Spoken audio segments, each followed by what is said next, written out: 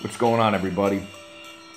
It's 1:30 in the morning. I have work tomorrow, but I figured I'd give everybody my review of the new Perfect Circle album, Eat the Elephant. Now, full disclosure, as an artist, as a musician myself, big fan of A Perfect Circle, huge fan of Maynard James Keenan, particularly his original band that he blew up with, Tool.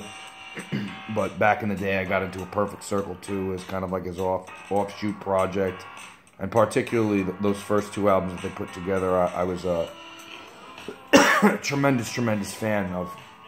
Obviously, it's been a long time since the last A Perfect Circle album, really long time, well over 10 years, 14 years. So I was very interested, really excited to hear this album. I had followed the Puscifer stuff. And actually, I've gotten more into that recently, but for a while, it wasn't really my kind of thing. Gave it more of a chance, became a little more open-minded to it, and started to like it more. And I appreciate it now, actually. I listen to it sometimes when I'm at work, just, while I'm doing my thing. But anyways, it needs to be said that Puscifer, drastically different from A Perfect Circle, which is also drastically different from Tool. I'd say between the three, Tools is the heaviest, the most metal, let's say. Perfect Circle kind of has that middle ground. It was always the middle ground to me, where it was hard rock, sometimes had a little bit of a metal edge on a couple of songs, but really had that hard rock type of feel. Very moody, atmospheric, it ebbed and flowed. Just a very fluid sound, dark. Had a certain darkness to it, if you will. So, it's been 14 years since the last album came out, so, and that was like more of a cover album, or kind of like a cover-ish album where they redid old songs, they kind of put their own like dark spin on them. So, not quite sure what I was expecting. There was a number of singles to go off of going in. There was the Doomed, that was the first one that came out, then Disillusioned, then Talk, and then the last one that they dropped just prior to to the album releasing earlier this week was So Long and Thanks for All the Fish. And I gotta tell you, Doomed, when I initially heard it, there was something about it that just kind of struck me as a little bit off. And then I had the opportunity to see them at the Barclays Center, and I heard them perform it live. And I don't know, maybe it was the alcohol, but I started to really dig the song, and I kind of heard it differently from that point on and started to like it. But my initial impression of it at first wasn't great. Disillusioned, I liked it right away. Maybe it was the lyrics that grabbed me, but there was just something about the instrumental and the rock aspect of it. Kind of reminded me of like vintage Perfect Circle almost. Kind of maybe like a mixture of like Blue and something off Mer de Noms. Talk, I would say probably, and still is, my favorite song off the album. Maybe because it most closely resembles like that old school Perfect Circle, kind of on the threshold of Tool, which is what kind of got me into this side of sound or whatever. And then So Long and Thanks for All the Fish, which was way out of left field. I mean, that song doesn't really sound like anything that A Perfect Circle's done, Puscifer's done, or Tool's done. It sounds more kind of mainstream rockish, if you want. Maybe not from this generation, but it's just got a more like uplifting type of high energy type of tones. Clearly, listen, there's some dark undertones to it. There's definitely some sarcasm, and it's definitely a little tongue in cheek. But the feeling, the sound of the notes, especially on the guitar and the piano, it's just got this uplifting type of theatrical feel to it. So I kind of knew from hearing those four songs that there was going to be a little bit of a variety, but it was hard to sort of pinpoint what the overall direction was going to be. And now after listening to the album, I can definitely say it's definitely, compared to any of their older material, it's the most mellow stuff that they've done. It's almost as though off of their third album, Emotive, When the Levee Breaks, it's like that's the direction that they went as a band in general. Like it just moved further in that direction. And I'd say that When the Levee Breaks was even a little bit darker, maybe even a little edgier than this stuff. This stuff is more the Puscifer influence. It's more pronounced, which is interesting because apparently Billy Howard, the guitarist, he's the chief songwriter, I guess, along with Maynard. And, you know, obviously Puscifer is, like, very much Maynard's brainchild. But you could definitely hear the influence, and, you know, maybe it's with age, but it's a softer kind of feel to it. Like, even right now as I listen to Disillusion, one of my favorite songs on the album, like, in the middle of the song, it literally goes into something quiet. Like, it just becomes quiet for a while and just kind of lets the song breathe for a second. And there's a lot of that on the album. Not necessarily like that the music just stops, but there's a mellowness to it.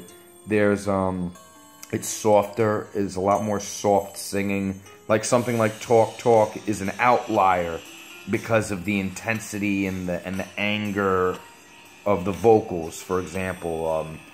There's not a lot of, you know, like, choppy riffs and things like that, whereas, like, let's say in Mer de Noms, there was a lot of that.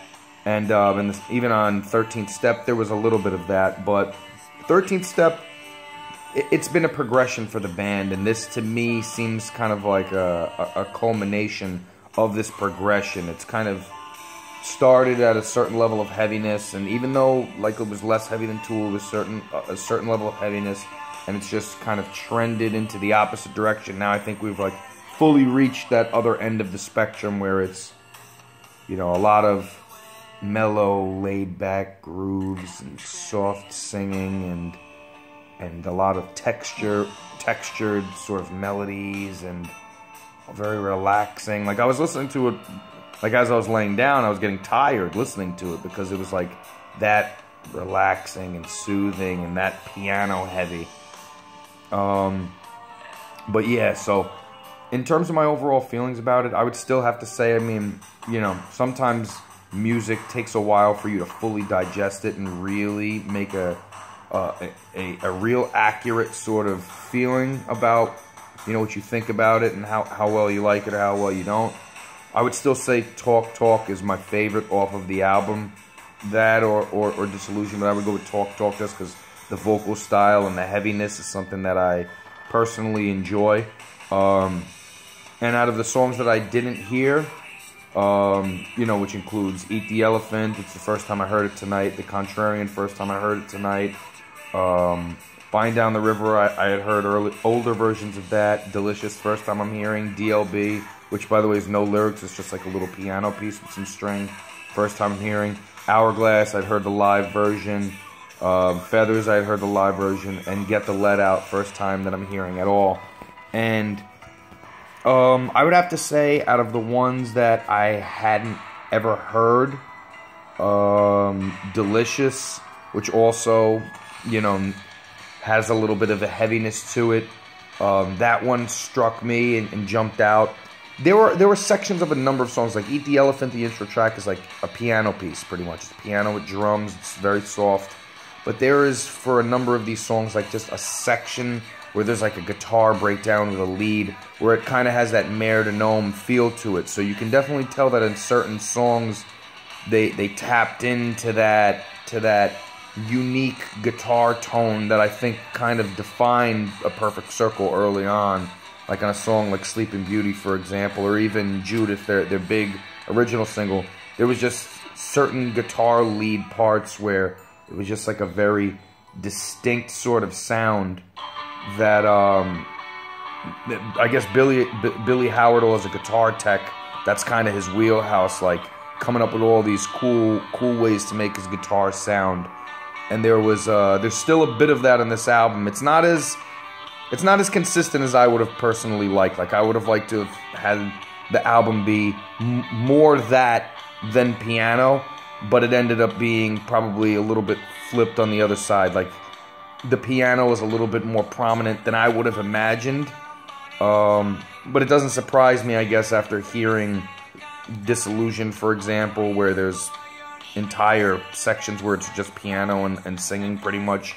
In The Doomed, where there's like piano breakdowns or keyboard breakdowns.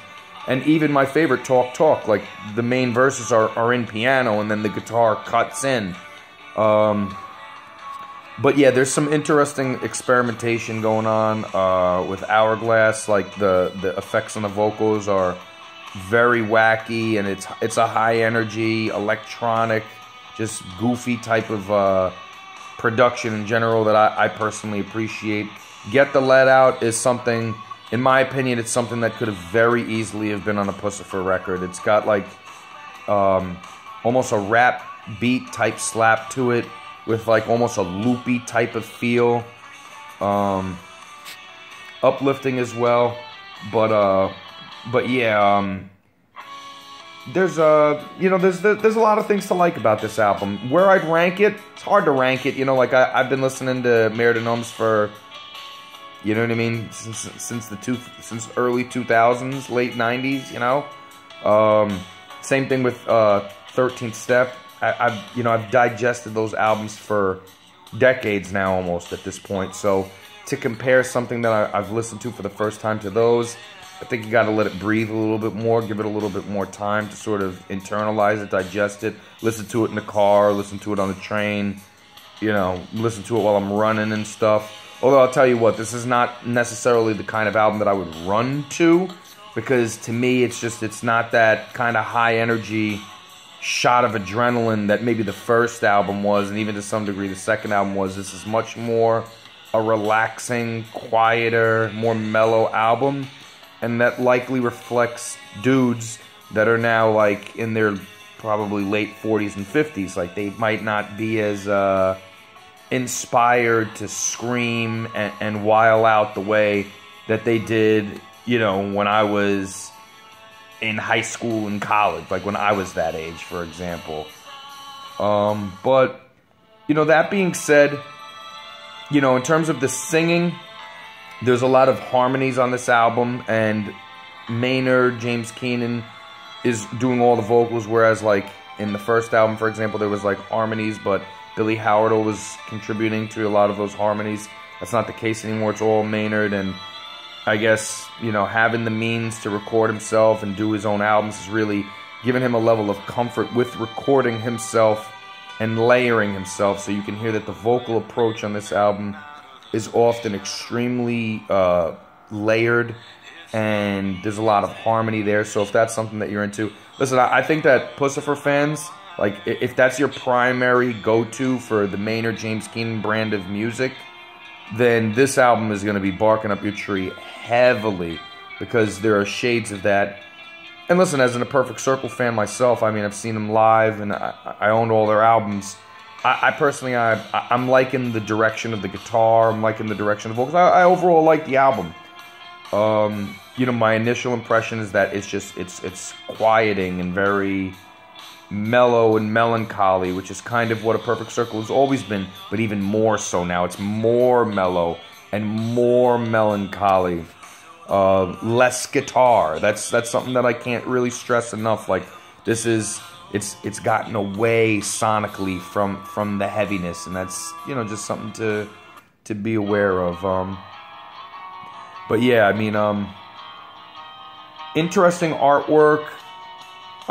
It's a quick run through, I guess, for this album. I'm not exactly sure how long it is, but it's not a long album. You know, we're not looking at a Lateralis here, as far as I know. That's a Tool album for anyone who's unfamiliar, where it almost reached the limit of the CDs at the time. So no, that's not what you're dealing with here. It's a little bit more of a compact, compressed experience, which is interesting considering the fact that it took them 14 years to put it out. But yeah, I guess, you know, my initial run through, like, the one thing that maybe struck me is like a track like DLB, where there's not even any singing. It's just like all piano, like, and it's extremely quick. I don't know. I mean, we waited so long for the Perfect Circle album. I would have liked to have gotten as many songs as possible, not just like, you know, pieces of music. Like, all of these are pieces of music, but it would have been nice to just get 12 songs with words. There was a good bit of variety. I was really, as I'm scanning through the album, Hourglass, it's weird. That's a really weird one. That one and Get the Let Out. But there's some weird stuff, which you would hope for. You want to hear bands doing something different, trying something different. But yeah, it's it's cool. I really like it. We'll see how it kind of develops on me as time goes on. But my initial impressions are exactly that. I would have to say Feathers is a song that I'd heard a live version for, but the studio version kind of brought it new life to me. And I was really, really impressed with that one. I could see that one developing into one of my favorites, without a doubt.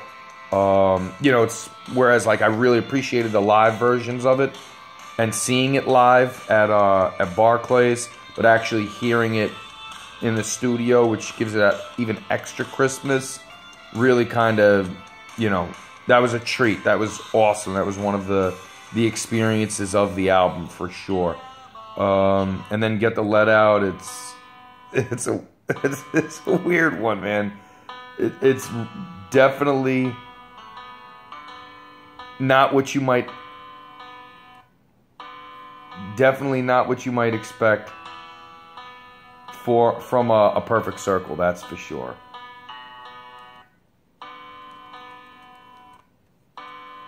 But yeah, okay, so, as far as a ranking, like I said, I'd have to go Talk, Disillusion, Feathers,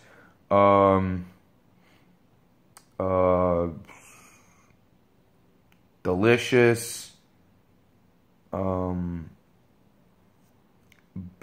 maybe Buying Down the River, So Long and Thanks for All the Fish, The Doomed, Contrarian, Hourglass,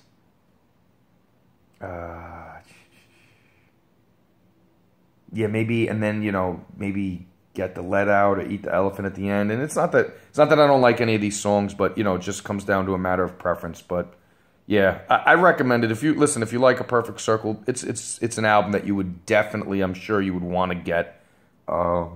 It may not all be for you, but there will be moments that will really kind of tap into that nostalgic bone that you have, that itch that only A Perfect Circle can scratch sonically. So I would recommend it. If you're expecting something, but then again, it also depends on what you're expecting. If it's something super duper heavy like the first album or aspects of the first album, you're going to be disappointed. Just be prepared for something more calming. But yeah, so really happy to share my review. I hope everyone enjoys it. Leave some comments if you want. Tell me what you think about the album. But yeah, for all the Perfect Circle fans out there, enjoy and have a nice night.